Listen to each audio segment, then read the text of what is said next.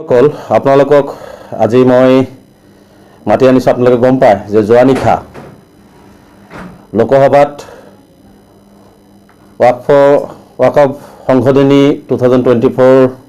যি বিল, এই বিল তেওঁলোকে পাছ কৰিছে। এই ৱাকফ সংশোধনী বিধেয়কখনৰ বিৰুদ্ধে আমি যাতে এই বিলখন তীব্ৰ বিৰোধিতা কৰিছোঁ। এই বিলখন আমি কোনো পদ্ধতিতে মানি নলওঁ। আজিও কৈছোঁ আমি মানি নলওঁ, আগলৈ কৈছোঁ আমি মানি নলওঁ। কাৰণ ৱাকফ সম্পত্তি হৈছে আমাৰ সম্পত্তি, বিশেষকৈ ধৰ্মীয় সংখ্যালঘুসকলৰ, মুছলমানসকলৰ সম্পত্তি। এই সম্পত্তিৰ ওপৰত কাৰো হস্তক্ষেপ আমি সদৌ অসম সংখ্যালঘু ছাত্ৰ ইউনিয়নে বিচৰা নাই, আৰু কোনো ধৰণৰ হস্তক্ষেপ আমি হ'বলৈ নিদিওঁ। কাৰণ আমাৰ পূৰ্বজসকলে আজি সংখ্যালঘু জনগোষ্ঠীটো, বিশেষকৈ ধৰ্মীয় সংখ্যালঘু মুছলমানসকল সকলো ক্ষেত্ৰতে নিৰ্যাতিত হৈছে, নিপীড়িত হৈছে, উন্নয়নৰ ক্ষেত্ৰত পিছপৰা, শৈক্ষিক ক্ষেত্ৰত পিছপৰা। এই পিছপৰা জনগোষ্ঠীটোক অৰ্থনৈতিকভাৱে আগুৱাই যাবৰ কাৰণে, এই পিছপৰা জনগোষ্ঠী যদি আগুৱাই যায়, তাৰ কাৰণে আমাৰ পূৰ্বজসকলে, মুছলমান ব্যক্তিসকলে আল্লাহৰ নামত তেওঁলোকৰ যি সম্পত্তি আছিল সেই সম্পত্তিখিনি দান কৰিছে, আৰু এইখিনি ৱাকফ বৰ্ডৰ আণ্ডাৰত এই সম্পত্তিৰ জৰিয়তে লাখ লাখ দৰিদ্ৰ মানুহৰ, লাখ লাখ মানুহৰ উপকাৰ হৈ আছে। আজি সমগ্ৰ ভাৰতবৰ্ষতে আজি বহু মানুহৰ মূৰৰ ওপৰত এই ৱাকফ সম্পত্তিয়ে ছাদ দিছে, তেওঁলোকক জীয়াই থকাৰ এটা অধিকাৰ দিছে, তেওঁলোকৰ আগবাঢ়ি যোৱাৰ অধিকাৰ দিছে। তেনে ক্ষেত্ৰত ভাৰত চৰকাৰে কেৱল মাত্ৰ মুছলমানসকলক ধ্বংস কৰিবৰ কাৰণে, মুছলমানসকলক অৰ্থনৈতিকভাৱে শেষ কৰিবৰ কাৰণে বৰ্তমানৰ বিজেপি চৰকাৰখনে সাম্প্ৰদায়িক নীতিৰে তেওঁলোকে মুছলমানসকলক যাতে আগবাঢ়িব নোৱাৰে তাৰ পৰিকল্পনাৰে তেওঁলোকে আমাৰ সম্পত্তিৰ ওপৰত হস্তক্ষেপ কৰি আছে, আৰু যাৰ কাৰণে তেওঁলোকে জোৰ জুলুমকে কাইলৈ মাজনিশালৈ তেওঁলোকে এই বিল পাছ কৰিছে। আমি বিজেপি দল, ভাৰতৰ প্ৰধানমন্ত্ৰী নৰেন্দ্ৰ মোদী ডাঙৰীয়াক মুছলমানৰ সম্পত্তিৰ ওপৰত যি ধৰণে আক্ৰমণ কৰিছে, মুছলমানৰ সম্পত্তি যি ধৰণে অধিকাৰ কৰিব বিচাৰিছে, এই কাৰ্যটোক আমি তীব্ৰভাৱে নিন্দা কৰিছোঁ। প্ৰধানমন্ত্ৰী ডাঙৰীয়াই যি ধৰণে মুছলমানসকলৰ অন্যায় কৰিছে, এই অন্যায় আমি কোনো পদ্ধতিতে মানি নলওঁ। আজি স্পষ্ট ভাষাত আমি কৈছোঁ, এই সম্পত্তি আমাৰ থাকিব লাগিব। আজি এই মুছলমানসকলে, আজি হাজাৰ হাজাৰ মুছলমানসকলে আজি স্বাধীনতা আন্দোলন নিজৰ জীৱন দিছে। আজি জিন্নাৰ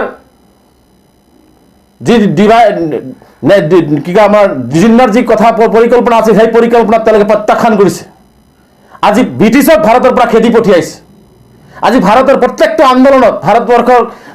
শত্ৰু দেশ যিবিলাকে আক্ৰমণ, প্ৰতিটো ক্ষেত্ৰতে মুছলমানসকলে আগভাগ লৈ ভাৰতবৰ্ষক ৰক্ষা কৰি আছে। ভাৰতবৰ্ষৰ আৰ্থ, সামাজিক, সাংস্কৃতিক সকলো ক্ষেত্ৰত মুছলমানসকলে অৱদান আগবঢ়াই আহিছে। তেনে ক্ষেত্ৰত কিহৰ যুক্তিত আমাৰ সম্পত্তিৰ ওপৰত, যি সময়ত বিজেপি দলে, প্ৰধানমন্ত্ৰী নৰেন্দ্ৰ মোদী ডাঙৰীয়াই মুছলমানসকলৰ উপকাৰ কৰিব লাগিছিল, মুছলমানসকলক অৰ্থনৈতিকভাৱে আগুৱাই লৈ যাব লাগিছিল, সেই কাম নকৰি সবকে সাথ সবকে বিশ্বাস, সবকে সাথ সবকে সব বিশ্বাস যি তেওঁলোকৰ শ্লোগান, এই শ্লোগান দি পেলাই কেৱল মুছলমানসকলক টাৰ্গেট কৰি ধ্বংস কৰি আছে। আৰু সেই বিজেপি দলে কয় মুছলমানৰ ভালৰ কাৰণে এই ৱাকফ সংশোধনী বিল তেওঁলোকে আনিব বিচাৰিছে। এইটো সম্পূৰ্ণ মিছা আৰু ভুৱা।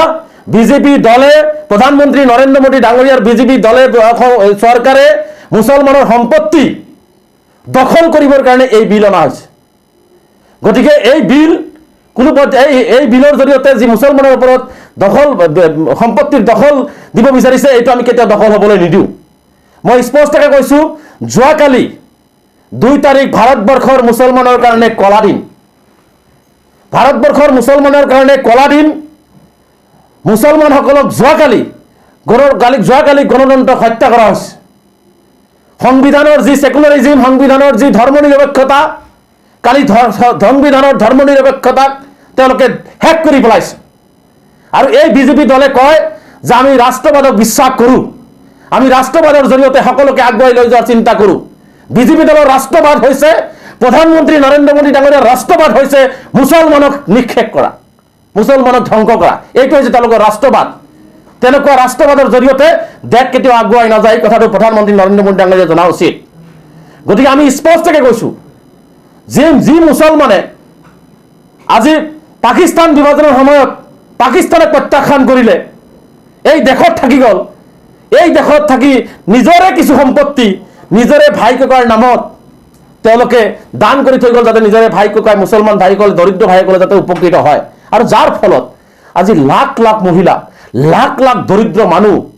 এই ওয়াকফ সম্পত্তিৰ জৰিয়তে উপকৃত হৈ আছে এইখিনি তেওঁলোকৰ সহ্য নহল আজি স্পষ্টকৈ ক'ব বিচাৰিছোঁ যে এই সম্পত্তি তেওঁলোকে চৰকাৰ প্ৰশাসন যন্ত্ৰই হস্তক্ষেপ এই কাৰণে কৰিব বিচাৰিছে যাতে তেওঁলোকে ইয়াৰ পৰা মুছলমানৰ সম্পত্তি লুণ্ঠন ৰাজ কৰি চলিব পাৰে আজি ৰাম মন্দিৰ পৰিচালনা সমিতিত যদি কোনো সনাতন হিন্দু বাদে সোমাব নোৱাৰে তেনেহ'লে ওয়াকফ বোৰ্ডত কিহৰ ভিত্তিত এজন হিন্দু মানুহ সোমাবলৈ তেওঁলোকে চেষ্টা কৰি আছে ইয়াক কেনেকুৱা সেকুলাৰিজম তেওঁলোকৰ নিজৰে দুটা ৰুল তেওঁলোকে দেখাই আছে দুটা ভাগ তেওঁলোকে দেখুৱাই দি আছে যে হিন্দু আৰু মুছলমান এনেকুৱাকৈ এখন দেশ চলে নেকি যদি মুছলমানসকলে যদি কোনো মঠ মন্দিৰত চকু দিয়া নাই কোনো মঠ মন্দিৰৰ সম্পত্তিত যদি তেওঁলোকে আগবাঢ়ি যোৱা নাই দখল কৰা নাই বিচৰা নাই তেনে ক্ষেত্ৰত মুছলমানৰ সম্পত্তি মুছলমানে দান কৰিছে মুছলমানৰ উন্নতিৰ কাৰণে সেই মুছলমানৰ সম্পত্তিৰ ওপৰত নজৰ কিহৰ ইয়াৰ ৰহস্য কি গতিকে আমি স্পষ্টভাৱে এই বিলখনক আমি ৰিজেক্ট কৰিছোঁ আমি ইয়াৰ অপ'জ কৰিছোঁ এই বিল আমি কোনো পদ্ধতিতে মানি নলওঁ মই স্পষ্টকৈ আকৌ কৈছোঁ যে নৰেন্দ্ৰ মোদী ডাঙৰীয়াৰ চৰকাৰখনে মুছলমানসকলক ধ্বংস কৰিবৰ কাৰণে এই বিল তেওঁলোকে মুছলমানসকলক নিক্ষেপ কৰাৰ এটা ষড়যন্ত্ৰত লিপ্ত হৈছে ইয়াৰ ভাৰতবৰ্ষৰ বুকুত কেতিয়াও হ'ব নোৱাৰে কালি দেখিছোঁ গৃহমন্ত্ৰী ডাঙৰীয়াই কৈছে যে মুছলমানসকলৰ বহুত লাভ হ'ব উপকাৰ হ'ব যি গৃহমন্ত্ৰীৰ নেতৃত্বত যি প্ৰধানমন্ত্ৰীৰ নেতৃত্বত এইখন ভাৰতবৰ্ষৰ মাদ্ৰাছাৰ ওপৰত বলডোজাৰ চলায় আৰু তেওঁলোকে মুছলমান প্ৰীতিৰ কথা কোৱাটো এটা হাস্যকৰ গছত গৰু উঠা কথা যি মুছলমানসকলৰ সম্পত্তি তেওঁলোকে কাঢ়ি ল'ব বিচাৰিছে মুছলমানৰ সম্পত্তি মুছলমানে দান কৰা সম্পত্তি কাঢ়ি ল'ব বিচাৰিছে যিসকলক মাদ্ৰাছাত বলডোজাৰ লগাই মাদ্ৰাছা শিক্ষা বন্ধ কৰিব বিচাৰিছে হাজাৰ হাজাৰ মুছলমান ভাইসকলে কোনোবা ঠাইত যদি থাকিছে তেওঁলোকক উচ্ছেদ কৰি আছে আজি ভাৰতৰ সংসদৰ এজন মুছলমান প্ৰতিনিধি আজি মন্ত্ৰী নাই তেওঁলোকৰ আৰু তেওঁলোকে মুছলমানৰ উপকাৰৰ কাৰণে এই বিল আনিছে বুলি কোৱাটো মই ভাবোঁ যে গছত গৰু উঠা কথা আৰু হাস্যকৰ গতিকে তেনেকুৱা দৰদ আমাৰ প্ৰধানমন্ত্ৰী ডাঙৰীয়াৰ পৰা নালাগে তেনেকুৱা দৰদ গৃহমন্ত্ৰী অমিত শ্বাহ ডাঙৰীয়াৰ পৰা আমাক নালাগে গতিকে আমাৰ সম্পত্তি আমাৰ থাকিব লাগিব আমাৰ সম্পত্তিৰ জৰিয়তে আমি আমাৰ মানুহখিনিক উপকৃতৰ ব্যৱস্থা কৰিব লাগিব গতিকে ইয়াত চৰকাৰী বিষয়াৰ চৰকাৰী হস্তক্ষেপ আমি ইয়াত নিবিচাৰোঁ আৰু চৰকাৰে এইকাৰণে বিচাৰি আছে যাতে এই সম্পত্তিবিলাক তেওঁলোকে দখল কৰি তেওঁলোকে ভোগ কৰিব পাৰে গতিকে আমি স্পষ্টভাৱে সেইকাৰণে এই বিলৰ আমি অপ'জ কৰিছোঁ আজিও কৰিছোঁ কাইলৈ কৰিম আমি ভৱিষ্যতলৈকে কৰি যাম প্ৰয়োজনত গণতান্ত্ৰিকভাৱে ৰাজপথত আন্দোলন হ'ব আৰু ইয়াৰ আইনগত যুঁজ আমি ইতিমধ্যে আলোচনাও কৰি আছোঁ আইনগত যুঁজ যদি দিব লগা হয় সেই আইনগত যুঁজ দিবৰ কাৰণে আমি প্ৰস্তুত হৈছোঁ যাৰ কাৰণে অহা কাইলৈ সমগ্ৰ ৰাজ্যজুৰি বজাৰ ঘাটত আমাৰ জিলা আঞ্চলিক প্ৰতিটো স্তৰত অসমৰ ধৰ্মীয় সংখ্যালঘু ৰাইজক আমাৰ সম্পত্তি যি ধৰণে অবৈধভাৱে জোৰ জুলুম কৰি আমাক ভয় ভাবুকি দেখুৱাই আমাৰ সম্পত্তি তেওঁলোকে বেদখল কৰিব বিচাৰিছে আমাৰ সম্পত্তি তেওঁলোকে লুটপাট কৰিব বিচাৰিছে ইয়াৰ বিৰুদ্ধে যি বিল আনি তেওঁলোকে পাছ কৰিব বিচাৰিছে ইয়াৰ বিৰুদ্ধে এই বিলখন আমি কাইলৈ ৰাজ্যৰ বিভিন্ন স্তৰত ধৰ্মীয় সংখ্যালঘুসকলৰ বিভিন্ন স্তৰত প্ৰয়োজনত প্ৰতিজন সংখ্যালঘু ৰাইজে এই বিলখন নিজৰ ঘৰতেই দাহ কৰি ইয়াৰ প্ৰতিবাদ সাব্যস্ত কৰি সমগ্ৰ ভাৰতবৰ্ষক বুজাই দিব লাগে যে এই বিল আমি নামানো আৰু সেইকাৰণে আমি কালি ৰাজ্যজুৰি এই বিল মুখত কলা কাপোৰ বান্ধি আমি এই ৰাজ্যজুৰি এই বিল আমি দাহ কৰিম আৰু অহা 9 তাৰিখেও গুৱাহাটীতো ইয়াৰ ব্যাপক প্ৰতিবাদ আমি সাব্যস্ত কৰিম গতিকে বিশেষকৈ মই ধৰ্মীয় সংখ্যালঘু ৰাইজৰ ওপৰত যি ধৰণৰ কুঠাৰাঘাত কৰা হৈছে সংবিধানক অৱমাননা কৰা হৈছে সংবিধানৰ সেকুলাৰিজমক ধ্বংস কৰা হৈছে যি ধৰণে মুছলমানসকলক কেৱল টাৰ্গেট কৰি লোৱা হৈছে যি ধৰণে হিন্দু মুছলমান ভাগ কৰি ভাৰতবৰ্ষৰ সেই ঐক্য সম্প্ৰীতি বিনষ্ট কৰিব বিচাৰিছে এই প্ৰতিবাদ সেইটো বিৰোধ কৰি যাতে আমি সকলোৱে ঐক্যবদ্ধভাৱে যাৰ যাৰ সম্পত্তি যোনে যেনেকৈ ভোগ কৰি আছে তেওঁলোকৰ যাতে ইনটেক্ট থাকে তেওঁলোকৰ যাতে থাকি যায় সেইকাৰণে প্ৰতিবাদ কৰিবৰ কাৰণে সৰ্বস্ত্ৰ ৰাইজক অহা কাইলৈ ওলাই আহিবৰ কাৰণে আহ্বান জনাইছোঁ আৰু আমি অহা 9 তাৰিখত গুৱাহাটীৰ যি প্ৰতিবাদ হ'ব এই প্ৰতিবাদতো আমাৰ এই ওয়াকফ সংশোধনী বিলৰ বিৰুদ্ধে আমি প্ৰতিবাদ সাব্যস্ত কৰিম তাতেও আমাৰ স্বতঃস্ফূৰ্তভাৱে যিসকলে এই বিল অপ'জ কৰি আছে বিৰোধিতা কৰি আছে তেওঁলোকক আমি অংশগ্ৰহণ কৰিবৰ কাৰণে আহ্বান জনাইছোঁ গতিকে মই সংবাদমেলৰ জৰিয়তেও আজি এই বিলখনক আমি অপ'জ কৰিছোঁ আৰু অসমবাসী ৰাইজেও সমগ্ৰ ভাৰতবৰ্ষক বুজাই দিব লাগে, নৰেন্দ্ৰ মোদী ডাঙৰীয়াক বুজাই দিব লাগে তেওঁৰ এই সাম্প্ৰদায়িক নীতি, তেওঁৰ এই মুছলমান ধ্বংস কৰা ৰাষ্ট্ৰবাদক